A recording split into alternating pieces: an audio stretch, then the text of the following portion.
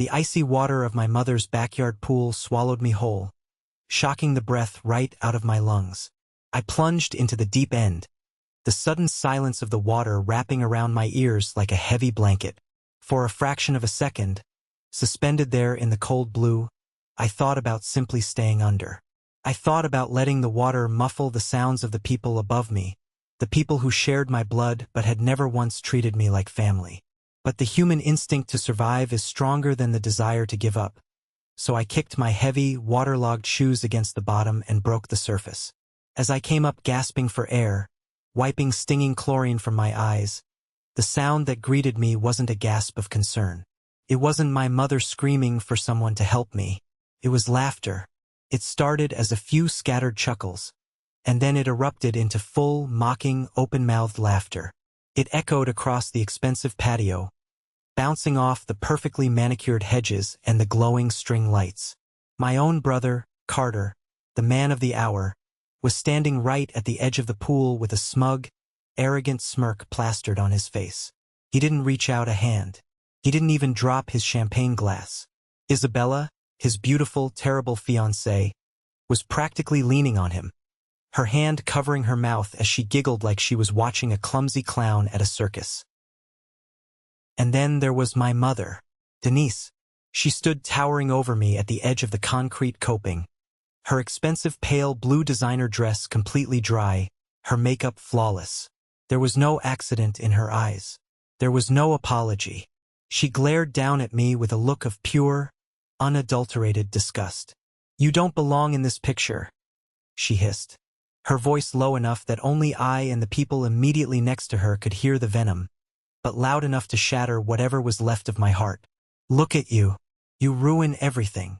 I stood there, treading water in my ruined suit, feeling a lifetime of rejection, of being the outcast, of being the family scapegoat, settled deep into my bones.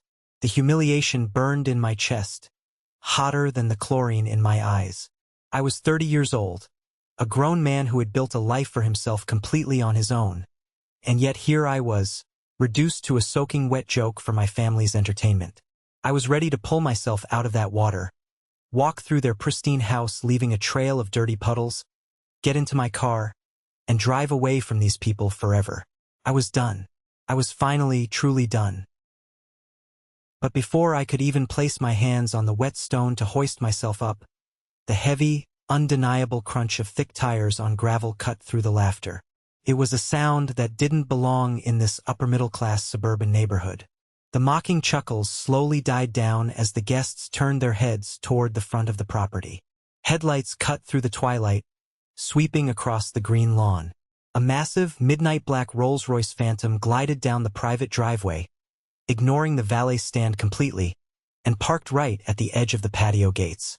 The silence that fell over the backyard was absolute. You could hear the water dripping off my chin. Nobody breathed. In our world, in Carter and Isabella's world, a car like that meant one thing: real, untouchable power. The driver's door opened, and a massive man in a dark suit stepped out.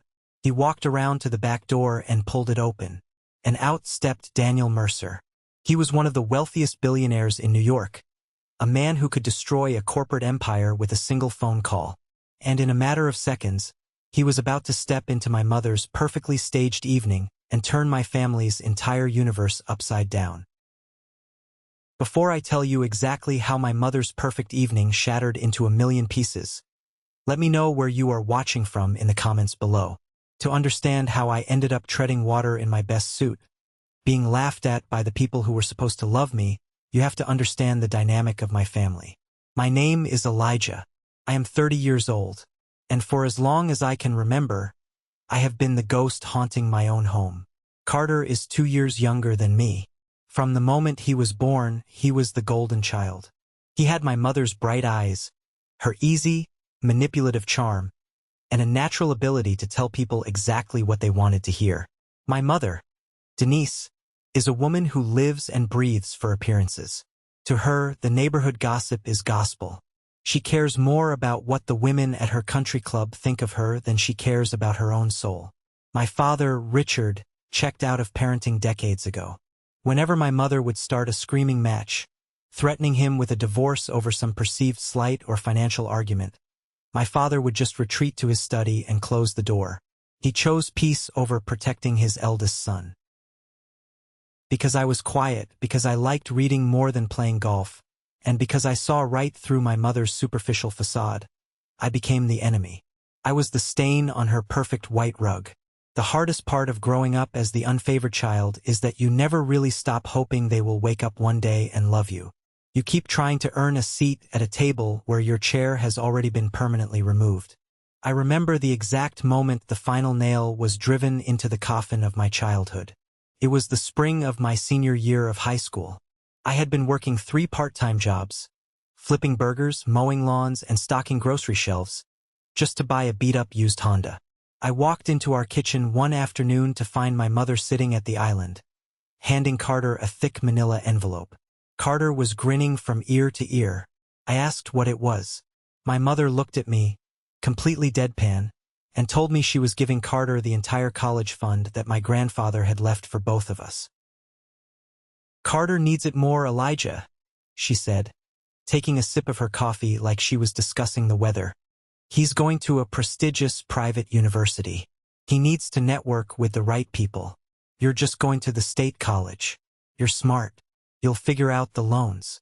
Besides, Carter has potential for high-level management." She didn't even flinch. She stole my inheritance, the money my grandfather specifically meant for my education, and handed it to the golden boy to use as party money. So I figured it out. I moved away, took out massive student loans, and worked myself into the ground while Carter drank his way through a business degree that took him 5 years to finish. After college, I moved to New York City. I had no safety net, no trust fund. If I failed, I would be sleeping on the street. I started at the absolute bottom of the corporate ladder at Mercer Holdings, a ruthless, incredibly successful private equity firm. My starting salary barely covered my rent in a roach-infested apartment in Queens, but I didn't care. I worked 80-hour weeks. I ate cold instant noodles at my desk at 2 in the morning. I studied every financial projection, every legal loophole, every corporate strategy until my eyes bled. While I was bleeding for my career, Carter was failing upward. My parents funded his luxury apartment. They bought him a new car. They introduced him to wealthy contacts. But Carter was inherently lazy. He kept getting fired or mutually parting ways with the companies my parents begged to hire him. Then, 7 years ago, the facade almost completely crumbled. My father made a series of terrible investments, and our family hit a massive financial wall. We were weeks away from foreclosure. My mother was absolutely hysterical, not about the prospect of being homeless, but about the neighbors finding out she was broke. She couldn't handle the shame. During that crisis, my mother did something unforgivable. She took my grandmother's antique diamond engagement ring, the only piece of real, meaningful history our family had left, a ring that was supposed to be kept safe for future generations, and she secretly pawned it. I found out when my father called me, crying, drunk on cheap whiskey, confessing what she had done. I had just received my first real, substantial bonus at Mercer Holdings. It was the money I was going to use to finally pay off a massive chunk of my student debt and maybe buy a decent mattress. Instead, I took that entire bonus in cash, took the train back to my hometown, walked into a dingy, foul-smelling pawn shop downtown, and slammed the money on the glass counter. The pawnbroker, a heavy-breathing man with grease on his shirt, handed me the ring. I drove to my parents' house, walked into the living room, and dropped the ring onto the coffee table in front of my mother. I didn't yell. I didn't ask for a thank you. I just looked her in the eye and said, "Keep it in the family." I thought, in my naive, desperate heart, that this would be the moment. This would be the moment she would look at me and realize I was a good son. A son she could be proud of. She picked up the ring, put it in her pocket, and walked out of the room. A month later, she started telling all her country club friends that Carter, sweet, successful Carter, had used the profits from his consulting business to buy the ring back and save the family's honor. She completely erased my sacrifice. She took my hard-earned money, my loyalty, and handed the credit to the golden boy. I stopped coming home after that. I stopped calling. I poured every ounce of my rage and my pain into my work at Mercer Holdings. And it paid off in ways my family couldn't even fathom. Over the next few years, I became the ultimate fixer. I was the guy who cleaned up the messes before the powerful men at the top ever had to see them. I worked directly under Daniel Mercer, the billionaire founder of the firm. Daniel is a man who speaks softly but expects absolute perfection. I gave him exactly that. I earned his respect and then I earned his trust. I was promoted rapidly, eventually becoming the executive director of strategic operations. Within the industry, I was known simply by my initials, EH. I was the final gatekeeper for Mercer Holdings. If a company wanted a multimillion-dollar investment, their files had to pass across my desk. I reviewed the numbers, the liabilities, the legal risks. If I didn't sign off on a project, Daniel Mercer didn't open his checkbook. Period. I held the power to make or break corporate empires. But back in my hometown, my mother was spinning a very different narrative. To her friends, Carter was a rising corporate titan, and I was just a lowly administrative assistant. Whenever relatives asked about me, she would sigh dramatically and say I was doing secretary work in the city, fetching coffee and filing papers. She couldn't understand my job, so she diminished it. I let her tell her lies. I didn't need her validation anymore. I had a massive salary, a penthouse apartment, and the ear of a billionaire. Then, 3 days ago, my desk phone rang. It was Julian, my cousin. Julian always played the role of the family peacemaker, though I always suspected he just liked the drama.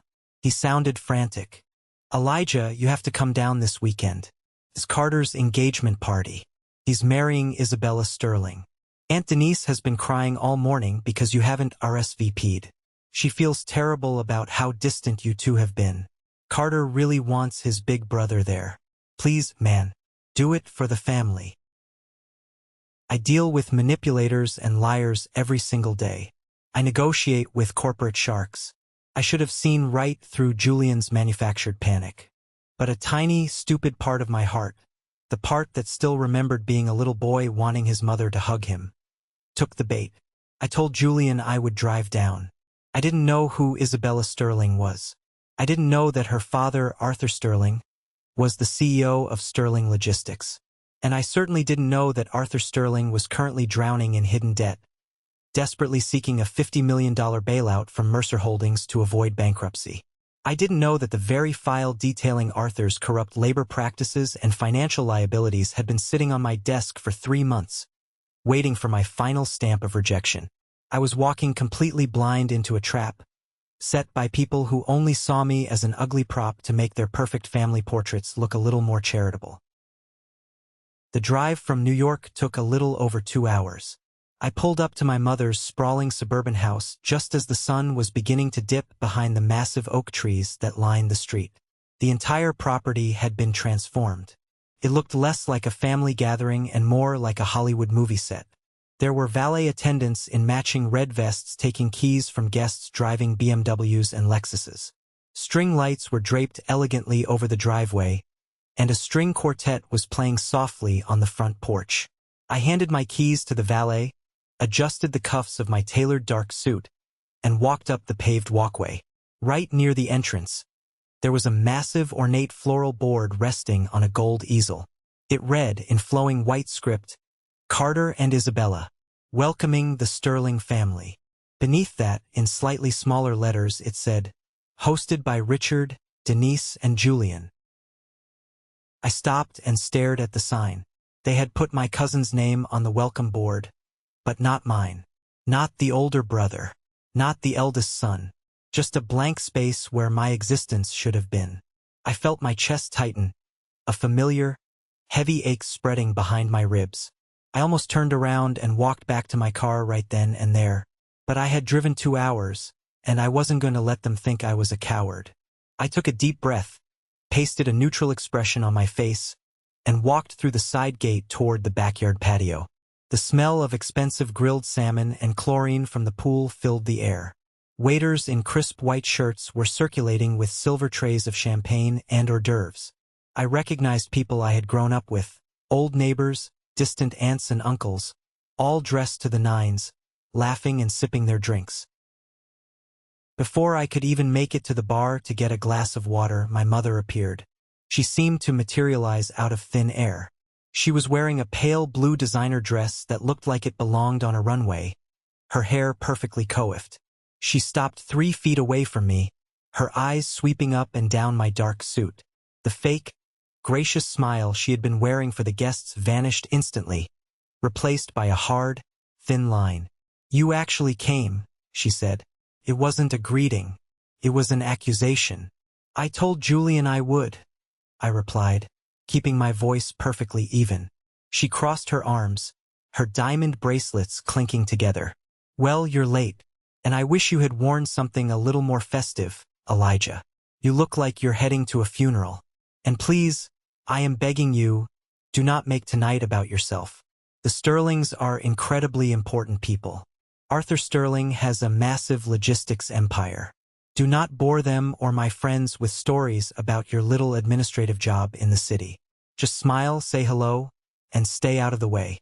Tonight is about Carter." I looked at her, truly looked at her. The sheer audacity of her words was staggering. I ran the strategic operations for a firm that could buy Arthur Sterling's company and sell it for parts before lunch. But I didn't say it. Handing the truth to people committed to misunderstanding you is a waste of breath. I just gave her a tight, polite nod. "Understood, Mother." I walked past her and headed toward the dining area to find my seat. There was a long, breathtakingly beautiful head table set up beneath a white canopy. It was decorated with cascading white roses, crystal wine glasses, and silver plates. I saw the beautifully printed name cards. Carter, Isabella, Arthur Sterling, his wife Eleanor, my parents, and even Julian. I walked slowly down the entire length of the table. My name wasn't there. A hot flush of humiliation crept up my neck. I looked around the yard and finally spotted my name card. It had been placed on a tiny, wobbly, round cocktail table in the far corner of the yard, half hidden behind a massive potted hedge. It was situated right next to the stone pathway where the catering staff was carrying dirty dishes back to the kitchen. I was 30 years old, a grown man who commanded boardrooms in Manhattan, and they had banished me to the kids' table next to the trash. Just as I reached my little table, Julian walked past, holding a glass of scotch. He stopped, feigning surprise, and put on a look of deep, fake pity. "Oh, man," Julian said, shaking his head. "Elijah, I'm so sorry. I think Carter wanted the main table to look balanced for the photographs. You know how Isabella is about aesthetics. They needed an even number. Don't take it personally, all right? I'm just glad you made it." I stared at Julian. I knew exactly what he was doing. He was playing the middleman, kissing up to my mother and Carter to ensure he stayed in their good graces, probably hoping for a handout. "I'm sure the photographs will be beautiful, Julian," I said coldly. He blinked, unaccustomed to me not taking the bait, and scurried away. I sat down at my isolated table. A few minutes later, an old high school friend of Carter's, a guy named Marcus, strutted by. Marcus had always been a bully, a guy who peaked in high school and now rode Carter's coattails. He leaned over my table with a smug, oily grin. "Hey, Elijah," Marcus sneered. "Still fetching coffee for the big guys in New York? Carter tells me you're basically a glorified assistant these days. Listen, let me know if you need a real job. Carter and I are going to be running a massive operation soon. I'm sure he could find a spot for you in the mailroom. Family takes care of family, right?" I didn't break eye contact. I didn't raise my voice. I just looked at him with the same detached clinical interest I used when reviewing a bankrupt company's assets. "I'm doing just fine, Marcus. Enjoy the free alcohol while it lasts." Marcus scoffed, muttered something under his breath, and walked away. I sat there alone for over an hour, watching my family celebrate a life I was explicitly excluded from. The only person who showed me a shred of human decency was an older man working the catering staff, a chef whose name tag read Thomas. He noticed me sitting alone by the dish return. He quietly walked over, carrying a plate of hot, perfectly cooked steak and a glass of sparkling water with a slice of lemon. "You look like you've had a long drive, sir," Thomas said kindly, setting the plate down. "It gets loud out there. Enjoy the quiet." I thanked him genuinely. It was a tiny gesture, but that chef showed me more respect in 10 seconds than my own mother had in 30 years. Later in the evening, I decided to stretch my legs. I walked toward the outdoor bar near the edge of the patio. That is when I overheard Arthur Sterling holding court with a group of men, including my father, Carter, and Marcus. Arthur was a loud, red-faced, barrel-chested man who clearly loved the sound of his own voice. He was holding a thick cigar, laughing loudly at his own jokes. I stood in the shadows near a trellis, out of sight, and listened. "I'm telling you, Richard, this merger is going to put Sterling Logistics on the map globally," Arthur bragged, slapping my father on the back. My father just nodded along meekly. "My future son-in-law here, Carter, is going to step in as the vice president of operations. We are securing a $50 million capital injection from Mercer Holdings. $50 million. It's basically a done deal." Carter puffed out his chest, looking incredibly proud of a victory he hadn't even earned.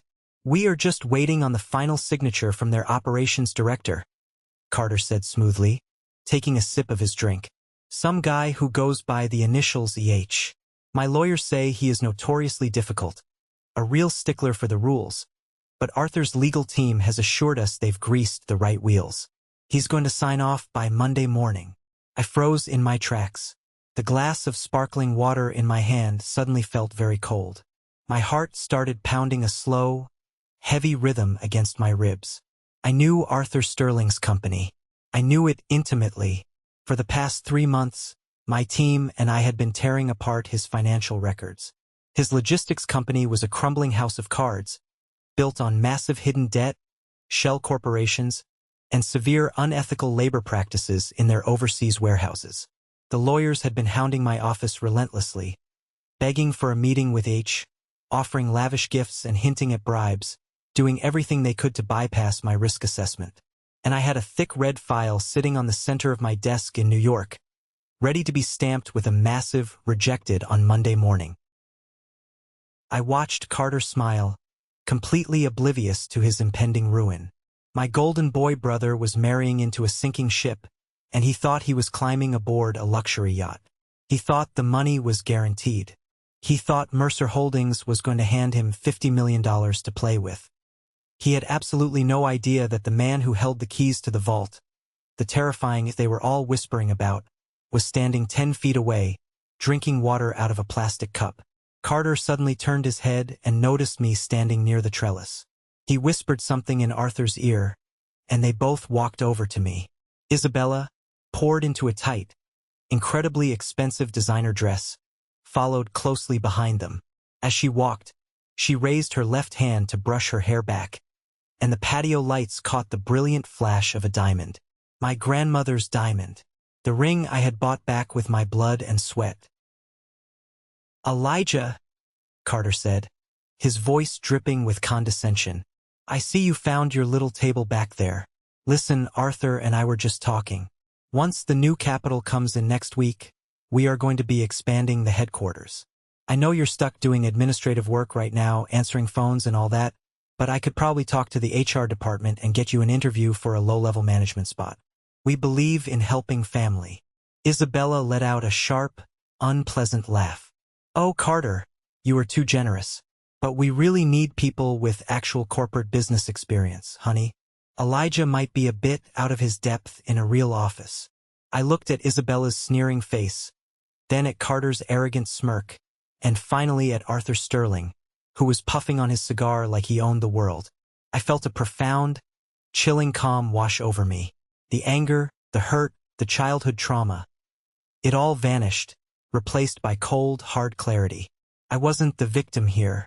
I was the one holding the executioner's axe. "I appreciate the offer, Carter," I said slowly, making sure my voice was perfectly steady, my eyes locking onto his.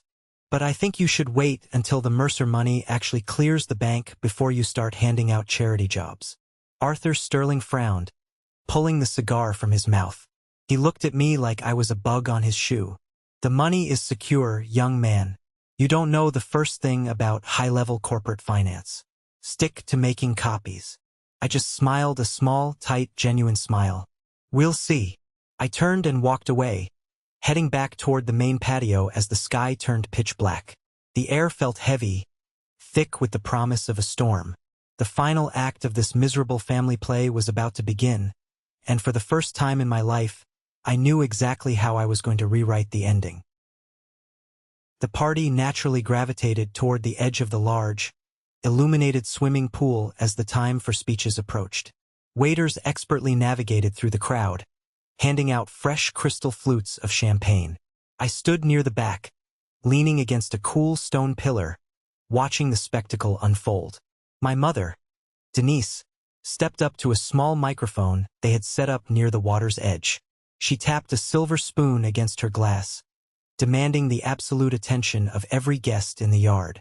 She looked radiant, playing the role of the perfect, loving matriarch with terrifying precision. Family, my mother began, her voice trembling with perfectly practiced emotion. Family is knowing who belongs in your life and protecting what matters most. She paused, letting the guests murmur in agreement. When I look at my son Carter and his beautiful Isabella, I see the future. I see success, I see beauty, and most importantly, I see a legacy. Richard and I have always raised Carter to understand the value of hard work, loyalty, and tradition. And seeing him give Isabella my dear mother's antique diamond ring, well, it just proves that he is a man who honors our history, a man who sacrifices for the people he loves. I felt my jaw clench so tightly I thought my teeth would crack. A vein throbbed in my temple. She was standing there, in front of 100 people, taking the ultimate sacrifice I had made, the money I had bled for, the ring I had rescued from a pawn shop, and wrapping it up like a shiny gift for my brother to claim as his own. I looked across the crowd and locked eyes with my Aunt Martha. Martha knew the truth. She was the only other person who knew I had bought that ring back. But the moment my eyes met hers, she quickly looked down at her expensive shoes, too cowardly, too afraid of my mother's wrath to ever speak up and defend me. My mother wiped a delicate, fake tear from the corner of her eye, careful not to smudge her makeup. The crowd clapped enthusiastically. Arthur Sterling raised his glass high in the air and shouted, "To the future of Sterling Logistics and the new family." Carter beamed, looking like a king surveying his newly conquered kingdom. Then, the hired photographer stepped forward, clapping his hands loudly to corral the guests. "All right, everyone, beautiful speeches. Now, before we lose the lighting, let's get the immediate family together for some formal portraits right here by the water. I need Richard, Denise, Carter, Isabella, and Arthur right here in the center. Let's make it tight. Everyone smile." People started shuffling around, making room for the VIPs. I took a slow, deep breath, pushed myself off the stone pillar, and began walking toward the group. I didn't want to be in their picture. I hated being near them. Every fiber of my being wanted to walk out the front door. But I was Carter's older brother. I was immediate family. If I didn't walk up there, it would cause whispers among the guests. I was just trying to do the polite thing, to fulfill the bare minimum requirement of my bloodline. As I stepped into the bright, harsh glare of the camera's lighting umbrellas, my mother saw me approaching. Her perfect, glowing smile vanished instantly. Her eyes widened in a sudden, visceral panic. She quickly stepped away from Carter and intercepted me before I could reach the edge of the group. She reached out and grabbed my upper arm. Her manicured fingernails dug painfully through the fabric of my suit jacket, pinching my skin. "What do you think you are doing?" she hissed under her breath, her face inches from mine. Her breath smelled of champagne and mints. "I am getting in the family photo," I said quietly, keeping my face neutral for the guests watching us. "No, you are not," she snapped, her voice trembling with a sudden vicious rage. "You are ruining the aesthetic. Look at your suit. Look at your face, you look miserable. This picture is going to the society pages, Elijah. You don't belong in this picture. You don't belong here. Go sit down at your table." I looked down at her hand, gripping my arm like a vice. In that split second, a montage of my entire life flashed before my eyes. I thought about the stolen college fund. I thought about the lonely holidays spent eating takeout in my cramped apartment. I thought about the antique diamond ring sparkling on Isabella's finger. The years of swallowing my pride, the years of shrinking myself to make them comfortable, the years of accepting their disrespect. It all hit a massive boiling point. The dam broke. For the first time in my 30 years of life, I did not retreat.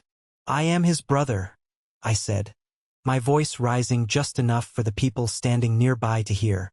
"I am standing in this photograph. Let go of me," I added, pulling my arm forcefully out of her painful grip. My mother panicked. She saw the photographer looking confused, lowering his camera. She saw Arthur Sterling raising an eyebrow at the commotion. She felt her perfect, rigidly controlled environment slipping through her fingers. In a moment of pure, unhinged desperation to get me out of the frame, to literally erase me from the picture, she lunged forward and shoved me. She didn't just push me away. She planted both of her hands squarely on my chest and shoved with all her body weight. Because I was standing right on the edge of the pool, near the slick, wet stones, my leather dress shoes had absolutely no traction. My arms flailed wildly in the air as my center of gravity shifted backward violently. I saw the dark night sky spin above me. I saw the shocked faces of the guests. And then, the cold, heavy water slammed up to meet me. The impact knocked the wind out of me, plunging me into the silent blue depths.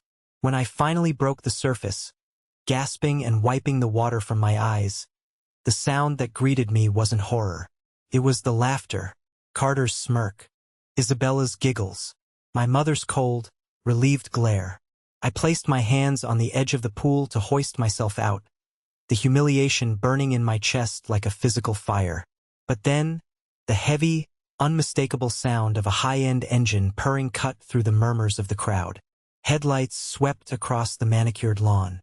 The massive, black Rolls-Royce Phantom glided down the private driveway, stopping right near the open patio gates. The laughter died in people's throats. Everyone turned to look. The driver's door opened, and a massive man in a dark suit stepped out. He walked around to the back door and pulled it open. And out stepped Daniel Mercer. He was wearing a tailored charcoal suit, his silver hair perfectly combed. He exuded the kind of quiet, terrifying authority that didn't require raising a voice. He didn't look at the extravagant decorations. His sharp eyes scanned the crowd, bypassing Arthur Sterling, who was already running toward him like a desperate puppy. Daniel's eyes landed directly on the pool. He saw me, soaking wet, pulling myself out of the water onto the cold concrete. The silence in the backyard was absolute. Daniel Mercer bypassed Arthur, walked straight through the crowd of frozen guests, and stopped right at the edge of the pool. He looked down at me. Then he unbuttoned his suit jacket, took it off and held it out to me. "Are you all right, Elijah?" Daniel asked, his voice echoing in the dead quiet of the yard. I took a deep breath, water dripping from my chin, and looked up into the eyes of the billionaire. "I'm fine, Daniel," I said evenly. "Just a little misunderstanding about where I belong." Daniel's eyes narrowed dangerously as he looked slowly at Carter, and then at my mother. "We'll see about that," he said. Daniel Mercer stood at the edge of the pool, his presence commanding the absolute attention of every single person in that sprawling backyard. The laughter that had been directed at me just seconds prior had completely evaporated, replaced by a thick, suffocating silence. He was holding his custom-tailored charcoal suit jacket out to me. The heavy, cold water from my ruined clothes was dripping continuously onto the pristine stone patio, pooling in dark, messy circles around my leather shoes. I slowly reached out, my hands shaking just slightly from the adrenaline, the betrayal, and the chill of the night air, and I slipped my arms into his jacket. It was warm. It was heavy. Right then, wrapping that expensive fabric around my soaking wet shoulders felt like putting on an impenetrable suit of armor. The entire backyard was frozen in time. You really have to picture this scene to understand the sheer magnitude of the shift in power. Over 100 of the wealthiest people in our town, the country club elite, the people my mother worshipped and feared, were standing completely paralyzed. My mother, Denise, had her hand hovering near her mouth, her perfect posture suddenly looking incredibly brittle and small. Carter's arrogant, mocking smirk had completely melted off his face, replaced by a look of absolute, blank confusion. He looked like a child who had just dropped his ice cream on the sidewalk. Arthur Sterling was the very first person to break the spell. His corporate survival instincts kicked into overdrive. He pushed his way roughly through the crowd of frozen guests. His face flushed an unnatural, panicked shade of red. Sweat was instantly beading on his wide forehead. He practically sprinted toward Daniel Mercer, almost tripping over a decorative planter in his haste. He had his right hand outstretched, completely ignoring the fact that I was standing right next to the billionaire, shivering and dripping wet. "Mr. Mercer! Mr. Mercer, sir!" Arthur shouted, his loud voice cracking with desperate, embarrassing excitement. "I am Arthur Sterling. We have been trying to coordinate a meeting with your office in New York for months now. My lead lawyer has sent dozens of formal requests. I am so unbelievably honored you came to my daughter's engagement party tonight. This is my future son-in-law, Carter. We are the core management team behind Sterling Logistics." Arthur was completely breathless. He looked like a man begging for his life, which, in the high-stakes corporate financial world, he absolutely was. He thought Daniel Mercer was here to bless the marriage and the business merger. He thought he had won the lottery. Daniel Mercer did not reach out to shake his hand. He did not even look at Arthur's face right away. He just slowly, deliberately turned his head and stared down at Arthur's outstretched, sweaty hand as if it were a piece of rotting garbage resting on the sidewalk. The silence stretched out, agonizing and sharp. Arthur awkwardly, slowly pulled his hand back, wiping his palm on his expensive slacks. "I know exactly who you are, Mr. Sterling," Daniel said. His voice was quiet, incredibly calm, and completely devoid of warmth, but it carried across the dead-silent yard like the crack of a whip. "And I know exactly why your corporate lawyer has been relentlessly harassing my staff. You are drowning in toxic debt, Arthur, and you are desperately looking for a $50 million lifeline from my firm to save your sinking ship." Arthur swallowed hard, his Adam's apple bobbing visibly in his thick throat. The color started to drain from his face.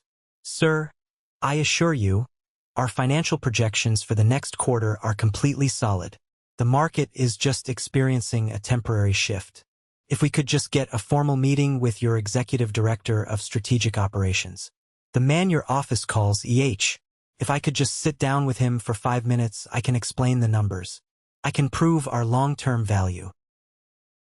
Daniel finally looked Arthur directly in the eye. A cold, terrifying, predatory smile touched the corner of the billionaire's mouth. "You do not need to schedule a meeting with him, Arthur," Daniel said smoothly, the absolute authority in his voice leaving no room for argument. "He is standing right in front of you." Arthur blinked heavily. He looked around the yard, his eyes darting back and forth in confusion. He looked at Carter. He looked at my mother. Finally, his eyes slowly dragged back to me. He looked at my wet, plastered hair, my ruined, soaking wet suit, and Daniel Mercer's expensive jacket draped protectively over my shoulders. His brain simply refused to process the information. It defied his entire worldview. "I do not understand," Arthur stammered, his loud, booming voice reduced to a pathetic, breathy whisper. "Elijah," Daniel said, turning his body completely toward me, his tone shifting instantly from disdain for Arthur to one of absolute professional respect for me. "Would you care to explain the current status of the Sterling Logistics investment file to Mr. Sterling?" I took a deliberate step forward. The cold night air hit my wet face, but I had never felt more awake, more intensely alive, in my entire 30 years of existence. I looked directly into Arthur Sterling's terrified, wide eyes. Then I shifted my gaze to my brother, Carter, whose face had drained of all color, making him look like a ghost standing under the patio lights. "The file is dead, Arthur," I said, my voice ringing out clearly, echoing over the surface of the swimming pool. I am the Executive Director of Strategic Operations for Mercer Holdings. And for the past 3 agonizing months, my investigative team and I have been tearing your logistics company apart piece by piece. A collective, audible gasp rippled through the wealthy guests. My mother took a staggering step back, her high heel catching awkwardly on the edge of a paving stone. She almost lost her balance. Carter's jaw literally dropped open. He tried to form a word, he tried to speak, but his throat was completely dry. I did not stop. I let 30 years of being the invisible, unloved, disrespected son fuel every single syllable that left my mouth. You wanted $50 million of our capital, I continued, taking another step closer to Arthur, forcing him to look up at me. But my comprehensive audit found your hidden offshore accounts. We found the massive, undeclared liabilities you tried to bury in shell companies. We found the severe, unethical labor practices in your Southeast Asian warehouses that you desperately tried to hide under fake ledger entries. Your entire company is a fraud, Arthur. It is a house of cards waiting for a strong breeze. And I do not throw Mercer Holdings money into a black hole. The deal is rejected. I personally stamped it rejected last Tuesday. Arthur's face went from pale to a sickly, ash-gray color. His heavy chest heaved as he struggled for air, clutching the lapels of his own suit. "No," he whispered, shaking his head frantically. "No, you are a secretary. Carter told me you were an administrative assistant. He told me you fetched coffee and filed papers." I looked at my golden boy brother, who was now physically trembling, his hands shaking at his sides. "Carter says a lot of things to make himself look bigger, Arthur. He also stood here tonight and let my mother tell everyone in this yard that he bought his beautiful fiancée an antique diamond ring with his own hard-earned business profits. That was a lie, too. Carter hasn't earned a single dollar of his own in his entire life." Daniel Mercer stepped forward, standing shoulder to shoulder with me, presenting a united, impenetrable front. "My firm operates on absolute trust, transparency, and integrity, Mr. Sterling," Daniel said to the crowd. "Elijah is my most trusted executive. He holds the keys to my vault. He told me this logistics deal was toxic garbage, and his word is the final law in my building. Furthermore, after personally witnessing the sheer lack of basic human decency displayed by this family in this yard tonight, I would not invest a single dime of my money in anyone associated with them. This is the moment that changes everything, the moment I finally took back control of my life. Thank you so much for your patience and for staying with me until now. You've been amazing. Please give this video a like and comment below to let me know you've made it this far. Not only does this help more people find this story, but it also lets me know that my experiences truly mean something to someone. Your support is my greatest motivation to keep sharing the rest of this journey. The brutal, uncompromising reality of my words slammed into Arthur Sterling like a physical freight train. He stood there, frozen, as the horrifying truth washed over him. He realized, standing there in front of the entire town, in front of his peers and competitors, that his company was effectively dead. Mercer Holdings was the ultimate gold standard in the private equity world. If we publicly rejected a deal due to fraud and hidden liabilities, no other bank, no other venture capitalist, no other investor in the entire country would ever touch his business. He was completely, irrevocably ruined. Arthur spun around, his eyes blazing with absolute, unhinged fury, and charged directly toward my father and Carter. "You lied to me!" Arthur screamed at the top of his lungs, spit flying from his lips. His fists clenched so tightly at his sides that his knuckles were pure white. "You told me you had an inside connection at Mercer. You told me your brilliant son was going to guarantee the funding for the merger. You set me up with a complete fraud. You tied my family to a sinking ship. Arthur, please, I am begging you. Let's calm down and talk about this inside." My father pleaded, raising his trembling hands, absolutely terrified of the public conflict and the scene it was causing. "We honestly did not know. Elijah never told us his actual salary or his corporate title. We thought he was just doing entry-level work. You thought? Arthur roared, cutting my father off, his voice echoing off the back of the large house. I am going into bankruptcy. My remaining investors are going to pull out by Monday morning when the news of this rejection hits the financial wire. And you? He pointed a thick, trembling, furious finger directly at Carter's chest, poking him hard. You are nothing but a useless, spoiled little boy playing dress-up with your daddy's credit cards. The wedding is completely off. The corporate partnership is dead. You will never see my daughter again. Isabella, standing a few feet away, let out a piercing, dramatic scream that shattered the remaining tension. Dad, no. You cannot do this. The invitations are already sent. The venue is booked. My friends are coming. Arthur grabbed his daughter's arm roughly, pulling her toward him. Take that ring off your finger right now, Isabella. We are leaving this instant. I am not tying my name or my family to these pathetic liars. Isabella looked at Carter. She looked at his pale, terrified, completely pathetic face. He did not say a word to defend her. He did not step forward to protect their relationship. The harsh realization finally dawned on her that Carter had no real money. There was no $50 million deal, and there was absolutely no wealthy, luxurious future waiting for her. With a disgusted, angry sob, she ripped the antique diamond ring off her finger and threw it as hard as she could onto the stone patio. The ring bounced twice, the sharp, distinct sound of precious metal hitting hard stone ringing clearly in the silent yard, before rolling and stopping right near the toe of my wet leather shoes. Arthur and Isabella stormed through the crowd, heading straight for the side gate and the front driveway. Elijah, she cried, her voice cracking with pure, unfiltered desperation. Elijah, please, you cannot do this to us. We are your family. We are your blood. Tell Mr. Mercer you made a terrible mistake. Tell him you will review the file again on Monday. Please do it for your brother. Carter needs this money. Our family needs this connection. I looked down at the ground.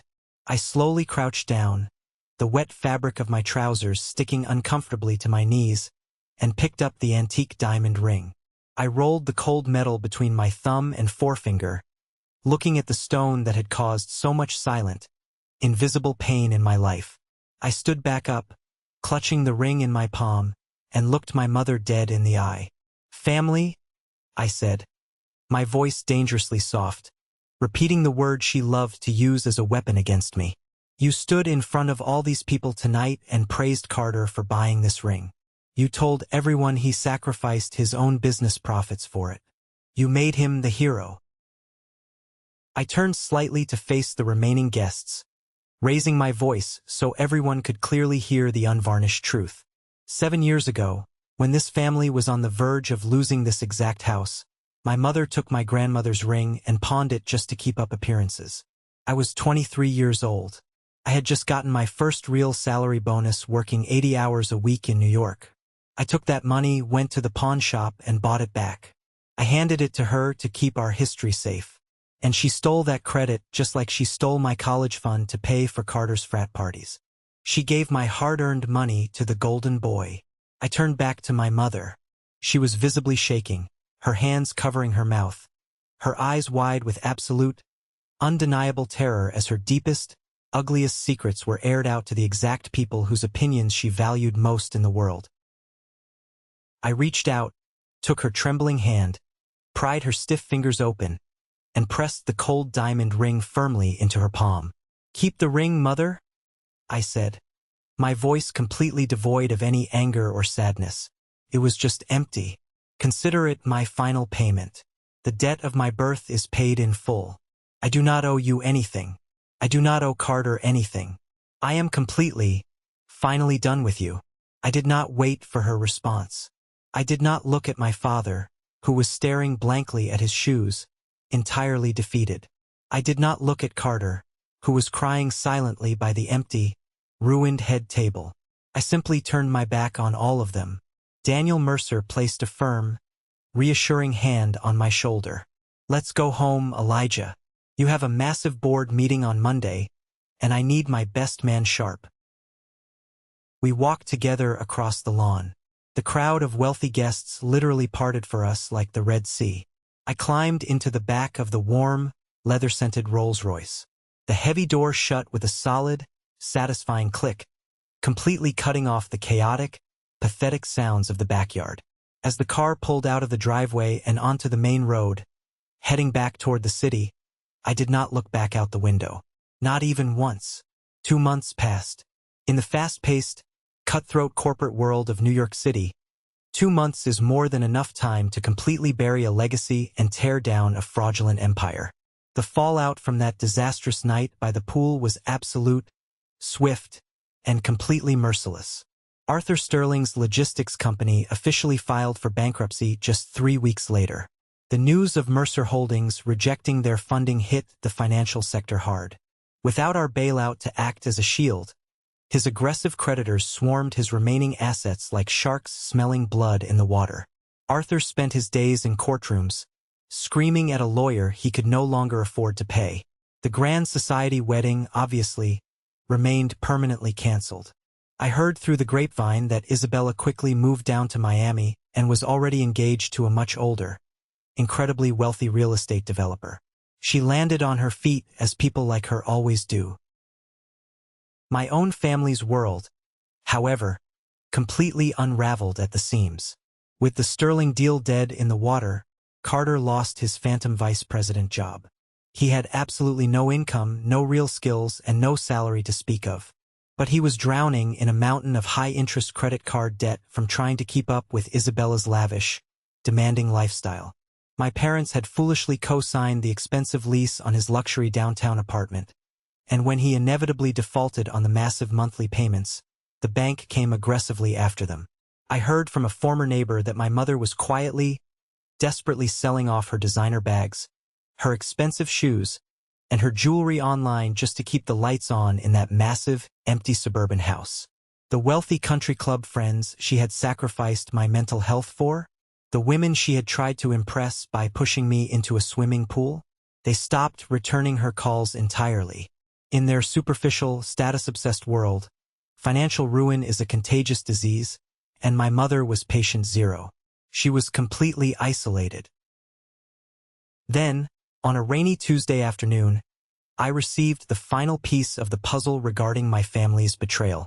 I was sitting in my corner office in Manhattan, reviewing a new tech acquisition, when my personal phone buzzed on the mahogany desk. It was a large audio file sent from my 18-year-old cousin, Chloe. Chloe was the only person in that entire extended family who had ever looked at me with genuine sympathy, though she was always too young and too afraid of my mother's terrifying temper to ever speak up and defend me. The text message attached to the audio file simply read, "Elijah, I thought you should know the absolute truth about the seating chart at the party. I filmed this from the hallway when they didn't know I was there. I am so sorry I didn't say anything sooner. You didn't deserve any of it." I put in my wireless earbuds and hit play. The audio was slightly muffled, clearly taken from a phone hidden in a pocket or behind a door, but the voices were unmistakable. It was my cousin Julian, talking to my mother on the afternoon of the engagement party, hours before I even arrived. "Aunt Denise, seriously, do not worry about Elijah tonight," Julian's voice sneered through my phone speaker. "I already took care of it. I moved his name card to the back cocktail table near the kitchen doors. He won't be in the way of the Sterling family photos.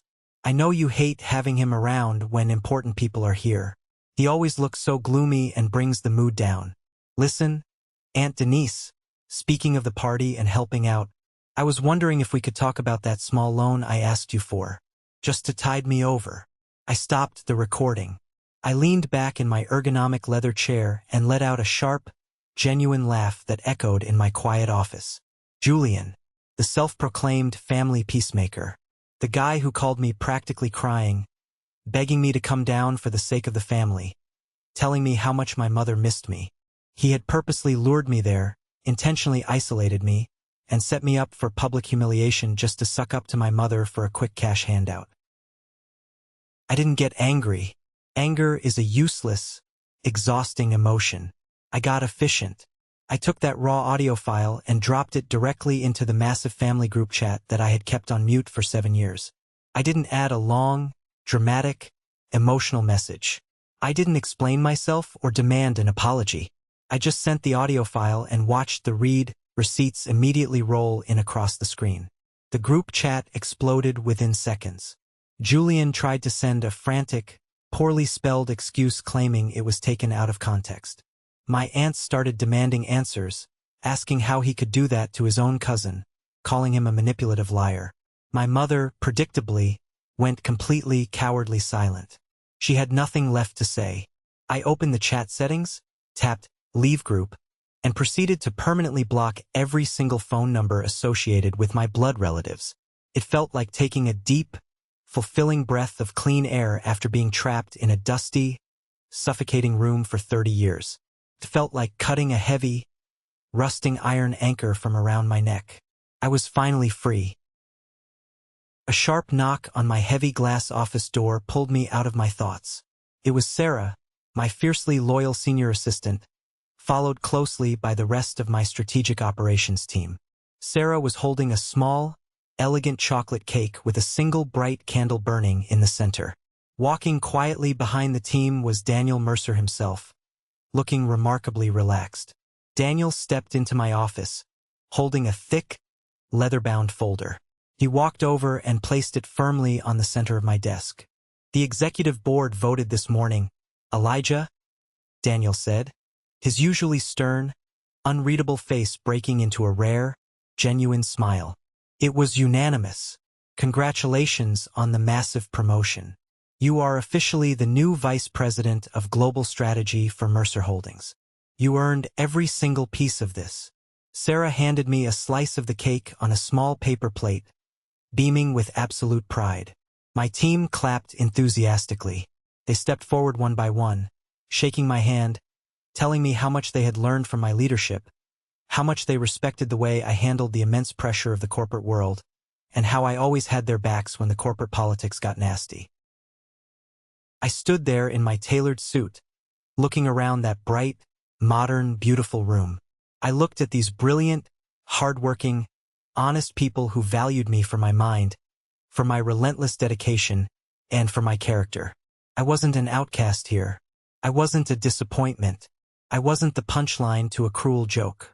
I realized right then and there that shared blood does not automatically make a family. Respect, loyalty, and fighting side by side in the trenches of life. That is what makes a family.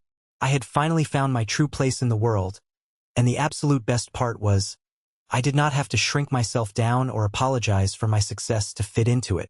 Later that same night, I stood completely alone by the massive floor-to-ceiling windows of my penthouse apartment. The city of New York stretched out infinitely below me, a glowing, pulsing grid of endless possibilities. The traffic moved like rivers of yellow and red light far beneath my feet, silent through the thick glass. It was completely quiet up here, peaceful, the kind of peace you only achieve after surviving a war. I pulled my personal phone out of my pocket and opened the settings. Out of morbid curiosity, a desire to close the final chapter of my past, I checked my blocked messages folder. There were dozens of voicemails sitting there in the dark, waiting to be heard. I listened to the first few seconds of a few. There was one from Carter, his voice thick with pathetic tears, desperately apologizing for laughing at me, asking if I could just forgive him and maybe introduce him to some of my corporate contacts, just to get him an entry-level interview somewhere so he wouldn't face eviction. There were several from my mother, leaving long, rambling, hysterical messages about how a mother's love is supposed to be unconditional, about how families need to forgive each other's mistakes, and how she was just under so much intense social stress that night at the pool and didn't mean to push me.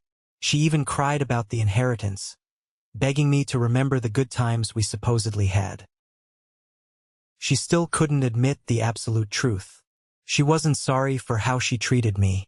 She was only sorry because I had power, and because she was facing the brutal consequences of her own vanity. I didn't listen to the rest of the messages. I highlighted the entire folder, selected all the voicemails, and hit delete. Gone. Erased. Permanently removed from my life. For 30 long years, I truly believed that my greatest tragedy in life was not being loved by the people who brought me into this world. I thought I was fundamentally broken because no matter how hard I worked, no matter how much of my salary I sacrificed to fix their mistakes, I couldn't earn their basic approval. But as I stood there, looking out over the incredible city I had conquered with my own 2 hands, I realized the absolute truth. Their rejection wasn't a punishment. It was a brutal, necessary form of protection. It forced me to walk into the fire completely alone, and that fire forged me into titanium. When you finally stop exhausting yourself trying to belong in a room that actively wants you to fail, you realize you have the power and the freedom to go out and build your own castle. Thank you for sticking around and listening to my story. It's not easy opening up about the darkest, most painful parts of your past, but I felt like I really had to share this. Sometimes, the people who are supposed to protect you are the exact ones you have to protect yourself from. I hope this resonated with you in some way. Have you ever found yourself in a similar situation, fighting endlessly for respect from the people who should have given it freely? Let me know down in the comments. And hey, if you made it all the way to the very end of this video, I want you to comment the letter W down below. W stands for winner. That's our secret code. It's the sign to recognize the 1% club, the amazing people who don't just click away when things get deep, the ones who stay for the whole journey. Seeing those W's in the comments lets me know I'm not just speaking into a void. Please don't forget to hit that like button and follow the channel so we can keep sharing these stories together.